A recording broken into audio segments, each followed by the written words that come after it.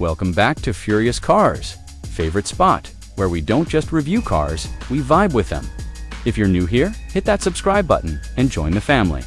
We cover cars that stir emotions, not just spec sheets. Alright, today's episode is a special one. We're diving deep into the reborn legend, the 2026 Acura Integra. And yes, it's back. It's bold, and it's trying to blend nostalgia with next-gen performance. Let's see if it actually pulls it off. So, when you hear the name Integra, there's already this rich legacy flashing in your head clean lines, sharp handling, VTEC screaming at redline, and a cult following that still hasn't cooled off since the 90s. The 2026 Integra, it's definitely not a copy-paste of that old-school icon, but it's not pretending to be either. This car knows what it is: a premium sporty compact that wants to make driving fun again, but without pretending it's stuck in the Fast and Furious era. Let's start with how it makes you feel behind the wheel. This thing is built on the same basic architecture as the Civic C, but trust me, Acura tuned this one for a different kind of crowd.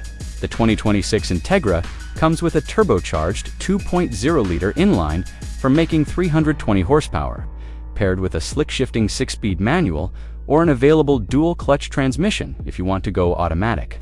And you thank the car gods, it still offers a manual in 2026. That alone deserves respect. The power delivery is linear but punchy. When you drop a gear and floor it, there's a nice growl from the exhaust, and it just pulls with enthusiasm.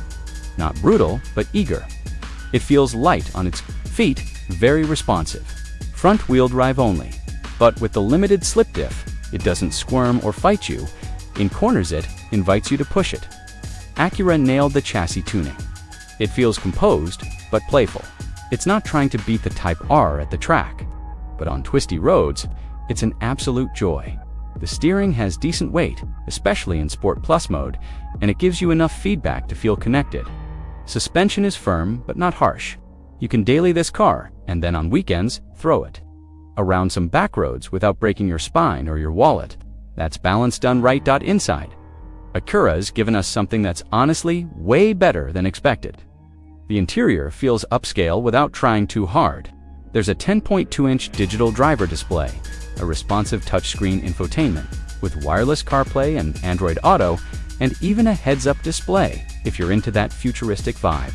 The seats are sporty, supportive, and surprisingly comfy for long drives. Rear seat room is decent for a compact car, and the hatchback layout means it's actually practical. Fold the seats down, and you've got legit cargo space for weekend trips or Costco hauls. Now, for those who care about audio, Acura dropped a 16-speaker LS studio sound system in here, and man, it slaps. Crystal clear highs.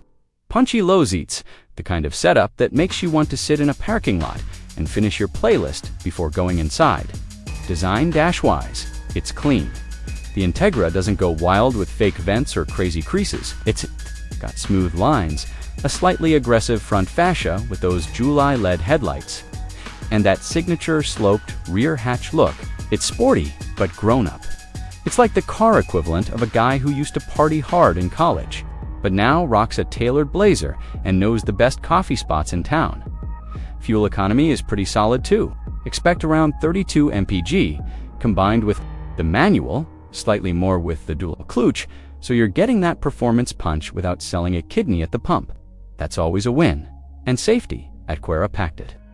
You get adaptive cruise control, lane keeping assist, blind spot, monitoring, automatic emergency braking, all standard. It's trying to be the enthusiast's daily driver and mom-approved. Mission kinda accomplished there now.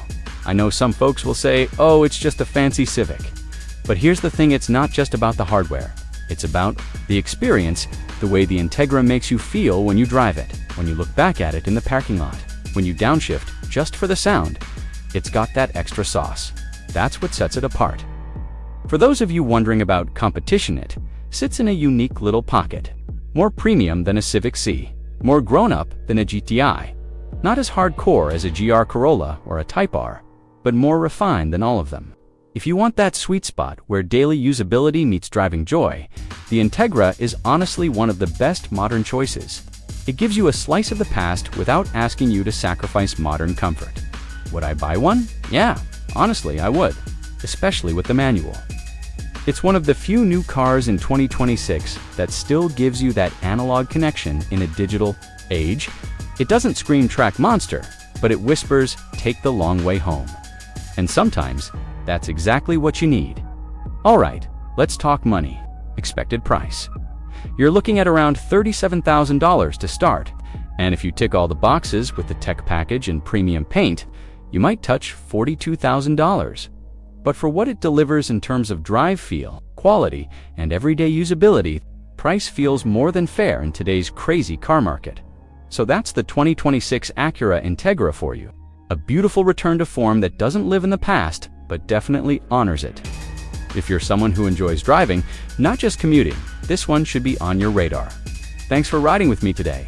If you haven't already, go ahead and hit that subscribe button, smash that like if you felt the vibe, and drop a comment if you'd rock the new Integra or still dream about the old one. Catch you in the next one. Furious Cars, signing off.